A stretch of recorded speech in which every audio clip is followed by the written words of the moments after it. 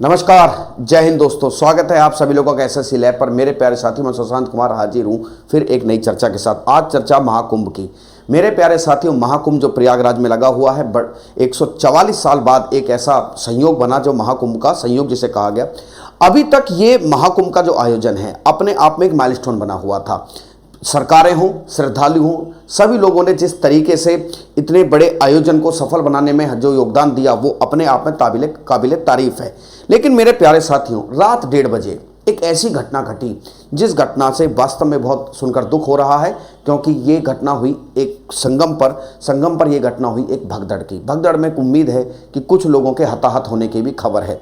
लेकिन मेरे प्यारे दोस्तों, इस पूरी कहानी को एक आप सिलसिलेवार तरीके से समझिए। मेरे प्यारे दोस्तों, मेरा यहाँ पर केवल और केवल उद्देश्य आपको सूचना प्रदान करना है। आपको इससे पैनिक नहीं होना है, क्योंकि स्थिति जिस समय तक इस सेशन को हम रिकॉर्ड कर रहे हैं, प्रशासन ने स्थिति को पूरी तरीके से संभाल लिया है। वो क्या घटना क्यों घटी, कैसे हुई, ये तो आप बाद में इन्वेस्टिगेशन का विषय है। लेकिन वर्तमान में स्थिति पूरी तरीके से कंट्रोल में है। साथ में मैं आप लोगों से एक अपील करूंगा, मेरे प्यारे साथियों, ये जो है ये पूरे देश का गौरव है। ये मेला, ये आयोजन, ये महाकुंभ पूरे देश का गौरव है। आप और हम इसको सफल बनाने में पूरी तरीके से योगदान दे सकते हैं। हम संयमित रहें, पैनिक ना हो, अफवाहों पर ध्यान ना दें। इन सब के साथ हम लोग इसे पूरा सफलपूर्वक इस आयोजन को हम करने में कामयाब होंगे। और मेरे प्यारे साथियों, चूंकि जो लोग हताहत हुए हैं इस घटना में, उन सब के लिए मेरी गहरी संवेदनाएं हैं। आप सब लोग भी, उम्मीद करता हूं कि अगर आपके परिजन वहाँ हैं तो कहीं ना कहीं आप लोग भी इस बात चिंतित होंगे। लेकिन आप विश्वास करिए, पूरी तरीके से स्थिति इस समय कंट्रोल में है। लेकिन क्या हुआ, आखिरकार बात क्या थी, क्या है पूरी कहानी, जरा मेरे साथ सिलसिलेवार तरीके से समझिए। मेरे पीछे आप महाकुंभ का आयोजन देख रहे हो। एक तरफ गंगा यमुना सरस्वती हैं और दूसरी तरफ आपको लग रहा है जैसे पानी की एक एक बूंद एक एक इंसान बनकर जनसागर के रूप में परिवर्तित हो गई है। महाकुंभ में 3 चीजों की बड़ी इंपॉर्टेंट, मतलब 3 स्नानों की बड़ी चर्चा थी। ये थे शाही स्नान। मेरे प्यारे दोस्तों, शाही स्नान कब से कब तक होने थे? पहला हुआ मकर संक्रांति को 14 जनवरी। आज है 29 तारीख। आज 29 तारीख है। इस दिन भी शाही स्नान का आयोजन किया जाना था। एक 3 फरवरी को होगा बसंत पंचमी के दिन। सबसे पहले आप समझिए कि शाही स्नान होता क्या है। शाही स्नान जब सारे ही अखाड़ों के संत वहां पहुंचते हैं, उसको शाही स्नान कहते हैं। आज चूंकि मौनी अमावस्या थी, मौनी अमावस्या पर 29 जनवरी को आज शाही स्नान होना था। शाही स्नान के लिए पूरे भारत से श्रद्धालु, विश्व से श्रद्धालु यहां पर पहुंचे हुए थे। बहुत सारे सेलिब्रिटीज आपने देखे होंगे कि वो यहां पर स्नान करने के लिए पहुंचे हुए थे।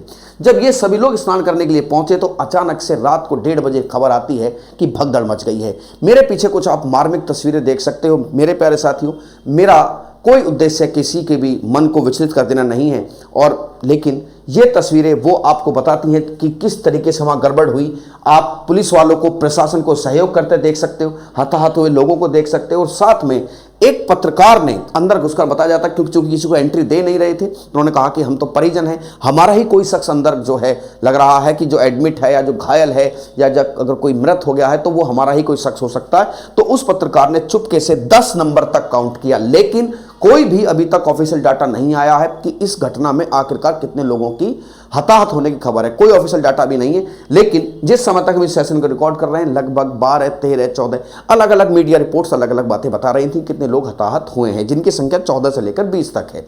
सवाल ये उठता है कि आखिरकार ये सब हुआ क्यों, कैसे? जो आयोजन अभी तक पूरी तरीके से सक्सेसफुली चल रहा था, श्रद्धालु अपने स्नान कर रहे थे, मैनेजमेंट, शासन, प्रशासन पूरी तरीके से सब चीज। हालांकि अभी भी आप ये नहीं कह सकते कि शासन और प्रशासन की कोई कमी रही हो या श्रद्धालु, वो कैसे हुआ ये जांच के बाद पता चलेगा। लेकिन कुछ तथ्य हैं जिन पर गौर फरमाने की जरूरत है, और उन्हीं के साथ हमें, मेरे प्यारे साथियों, ये आयोजन सबका है। मैं जो तथ्य यहाँ बता रहा हूं उसके साथ हमें कुछ अपनी जिम्मेदारियां भी समझनी होंगी। देखिए अभी तक क्या कहानी निकल कर आई। मेरे प्यारे दोस्तों, ये है त्रिवेणी संगम। त्रिवेणी संगम जहां पर गंगा यमुना सरस्वती का मिलन होता है। इसी त्रिवेणी संगम पर जो आज मौनी अमावस्या थी, इस पर लोगों को, मतलब इंटेंशन लोग ये थे कि भाई हमें यहां पर स्नान करना है। पूरे प्रयागराज में जो महाकुंभ का आयोजन है, इसमें 45 घाट बनाए गए हैं। लेकिन लोगों को यह है कि भाई जब हम कुंभ में पहुंचे हैं तो ऑब्वियस बात है हम जहां प्रॉपर त्रिवेणी संगम है हम वहां पर जाएंगे और वहां पर स्नान करेंगे। इसी स्नान के चलते पूरे शहर में इतनी जो आज का जो शाही स्नान था, इसके चलते बहुत बड़ी मात्रा में श्रद्धालु आए। मंगलवार को महाकुंभ नगर एक बार फिर से, मतलब इतना बड़ा शहर बन गया, विश्व का सबसे बड़ा शहर, क्योंकि विश्व का सबसे शहर है टोक्यो, उससे भी ज्यादा रात 10 बजे तक 4.99 करोड़ श्रद्धालुओं ने स्नान किया रात 10 बजे तक। चूंकि और इसके बाद अगर जिले की आबादी को भी 70 लाख जोड़ लें तो 5.69 करोड़ लोग इस समय प्रयागराज में मौजूद हैं। और मेरे प्यारे साथियों, मैं आपको बता दूं, अभी जब मैं इस सेशन को रिकॉर्ड कर रहा हूं तो थोड़ी देर पहले की न्यूज ये है कि प्रशासनिक जो है, योगी जी का भी ट्वीट है कि लगभग 9 से 10 करोड़ लोग इस शाही स्नान पर स्नान करने के लिए आए थे। अब चूंकि अलग अलग जगह से आए हैं तो उनको यही था कि जो 45 घाट हैं, 45 घाट पे ना जाकर जो त्रिवेणी संगम है, जहां पर गंगा यमुना सरस्वती का संगम है, हम वहीं पर जाकर स्नान करेंगे। भाई इतनी दूर से आए हैं तो काहे इधर उधर करें। तो इसीलिए जो है वहां पर एकदम से रश बढ़ गया। दूसरी कहानी यह निकल कर आई कि बात क्या थी कि जैसे त्रिवेणी संगम पर जो आने और जाने का रास्ता है उसमें कोई एंट्री और एग्जिट अलग अलग नहीं है। मतलब कि भाई ये जाने का रास्ता हो, ये आने का रास्ता हो। श्रद्धालु आप देखेंगे बहुत सारी मीडिया फुटेजेस में दिखाया गया है कि श्रद्धालु एक ही रास्ते से आ रहे हैं और एक ही रास्ते से जा रहे हैं। दोनों तरफ बैरिकेडिंग लगाकर पुलिस खड़ी हुई है। ये थोड़ी सी आप प्रशासनिक चूक कह सकते हो। और इतनी बड़ी मात्रा में जब लोग इधर उधर जा रहे तो मान लीजिए कोई गिर गया, कोई रुक गया। अच्छा, एक चीज और बता दें कि त्रिवेणी संगम पर जाते हुए जो वहां पर एक स्लोप जैसी स्ट्रक्चर है, मतलब स्थान ऊंचा या नीचा हो जाता है, शायद वहीं पर कुछ हुआ और यह अचानक से भगदड़ मच गई। और इस भगदड़ की बाद जो मार्मिक तस्वीरें हैं वो आपके सामने हैं। हताहत लोगों की तस्वीरें हैं। प्रशासन मदद कर रहा है। प्रशासन ने पूरी मुस्तैदी से अपना काम दिखाया। एनर्जी कमांडोज तैनात कर दिए गए हैं। और साथ में ये भी, मतलब तो खैर लोग अब बातें तो होंगी ही, क्योंकि ये एक इसका सफल आयोजन एक प्रकार से सरकार का माइलस्टोन था।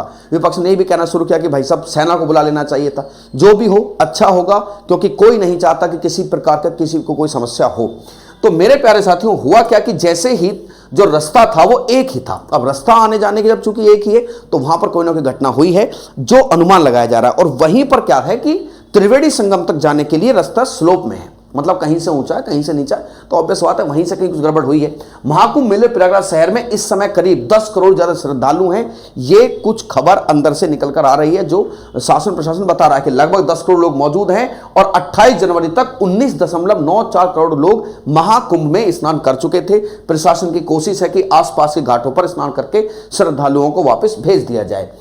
और मैंने आपको बताया कि 45 घाट बनाए गए थे। 45 घाट में अगर आप कहीं भी स्नान करते हैं तो आपको वही पुण्य मिलेगा जो पुण्य आपको त्रिवेणी संगम पर स्नान करने से मिलता है। लेकिन फिर वही बात है कि श्रद्धालुओं के अपना एक भाव होता है, उस भाव को भी आप गलत नहीं ठहरा सकते। तो त्रिवेणी संगम तो उन्होंने ज्यादा फोकस किया और वहां पर रश एकदम बढ़ गया।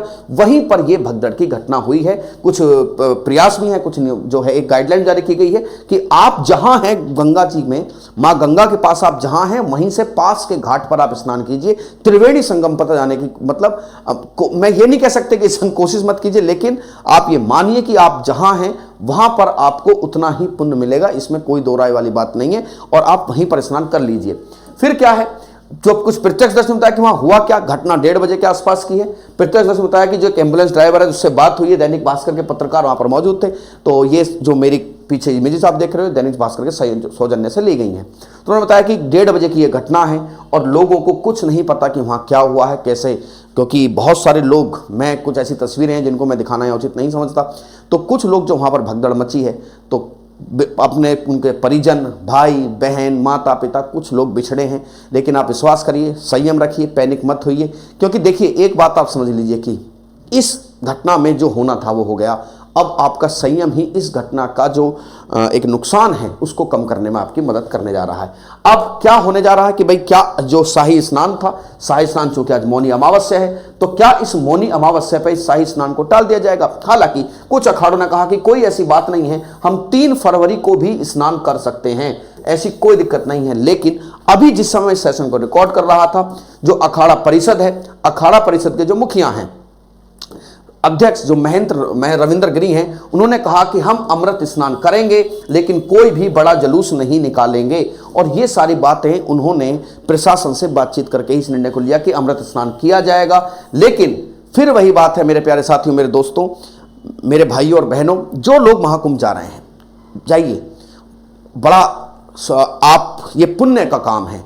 लेकिन आप इस बात को याद रखिए कि 45 के आसपास घाट हैं, आप जो आपके पास घाट है वहीं स्नान कर लीजिए। हालांकि त्रिवेणी संगम, त्रिवेणी घाट जो है उसको कुछ समय के लिए रोका गया, उसको कुछ समय के लिए खाली कराया गया है। तो उन्होंने कहा कि भैया अमृत स्नान होगा, लेकिन कोई भी बड़ा जुलूस निकाला नहीं जाएगा। इसी जुलूस को देखने के लिए पूरी दुनिया से लोग आते हैं। अखाड़े में नागा साधु भी आते थे। परंपरा यह कि राजा महाराजा भी पहले नागा साधुओं को ही स्नान कराते थे, तो इसीलिए वहाँ पर एकदम से जो है रश बढ़ा, श्रद्धालुओं की संख्या बढ़ी और ये जो हादसा है ये सामने आया।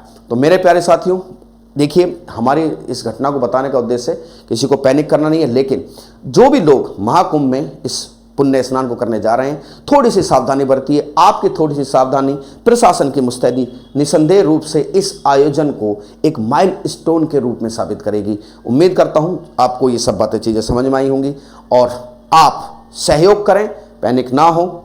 इसी के साथ अलविदा लेता हूं। जय हिंद, जय भारत।